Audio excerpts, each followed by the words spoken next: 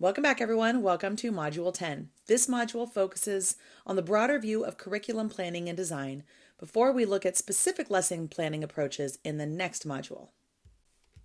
So first, what is curriculum? This term is used in many different ways in education. Merriam-Webster defines it as a set of courses constituting an area of specialization. Other definitions you could find include things like a curriculum is a collection of lessons, assessments, and other academic content that's taught in a school program or class by a teacher, or simply the knowledge and skills to be learned.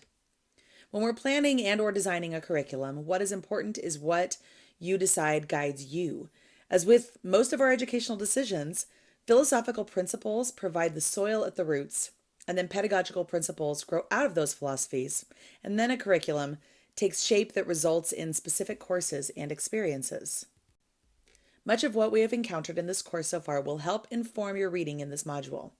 We recommend reading section 4.1 in Learning Theory Simplified first. It's a relatively brief section, an easy read, and will lay the foundation for the other articles and web resources you will encounter. Next, suggest reading the brief web article on Bruner's Spiral Curriculum, which you have very likely heard of. You could argue that the performance-focused approach to music ed in the U.S. secondary schools almost requires an application of the spiral curriculum in order to be effective.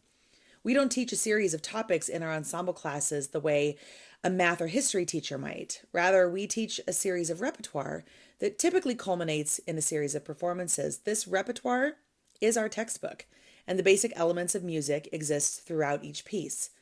As our students encounter a variety of repertoire, we have the opportunity to expose them to the elements of music in increasingly complex and unique contexts, from the most basic with our youngest beginning musicians to our most advanced. For an example, let's consider rhythm. We often start beginners with music listening and music making activities that involve only a simple beat and a division of the beat in simple, maybe compound meter. Then we progress month by month and ultimately year by year to profoundly intricate rhythmic experiences with our more advanced and experienced students.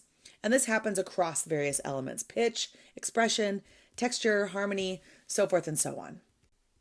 After reading about the spiral curriculum, I suggest you read the Understanding by Design or Backward Design article. I think many of us thought this way long before it was codified. It can be very helpful as a reminder of how important it is to consider how you will assess learning before you plan the learning experiences. What will be the evidence that your students actually learned or improved, and how will you evaluate it? This has the potential to profoundly improve how you teach and guide your students towards success. After readings about general approaches to curriculum design, we'll turn our attention to more specific ideas related to curriculum design in music. First, I suggest you peruse the webpage on comprehensive musicianship through performance. It's an extremely concise overview of a really significant pedagogical premise. We've created a separate video on CMP and encourage you to watch it after you have perused the CMP webpage.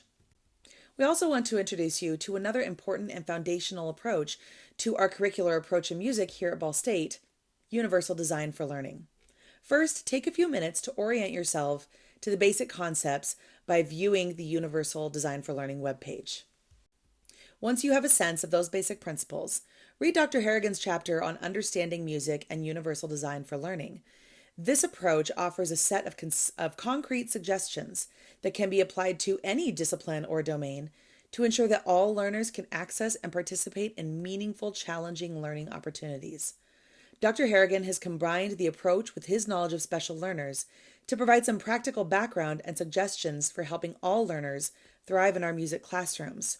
You may have seen Dr. Harrigan's name in other sources, articles, and books related especially to learners with special learning needs in your classrooms. And finally, with our recognition that we must never lose sight of the student when we are making the important decisions of curriculum design, we offer the chapter by Lind and McCoy. These authors provide much food for thought related to how culture informs learners' experiences in the music classroom, along with previous readings on topic such as culturally responsive classroom management and social emotional learning. This can raise important ideas that should inform curriculum design well beyond the sequencing of content. This article provides a sort of a bridge from the current focus, this module on curriculum planning, to the next module's focus on planning for the teaching through specific lessons. It helps remind us that any curriculum needs to be about the learner as much as it is about the content. So this has just been a simple summary of a suggested sequence of reading for this module with this particular video as an introduction. I believe following the sequence of study in this module will facilitate your understanding. I also hope that this sort of chunk approach will help you organize your study time as always. With that, I wish you the very best for this week. There is another video to follow this talking specifically about CMP, so go check that out next. Have a great week.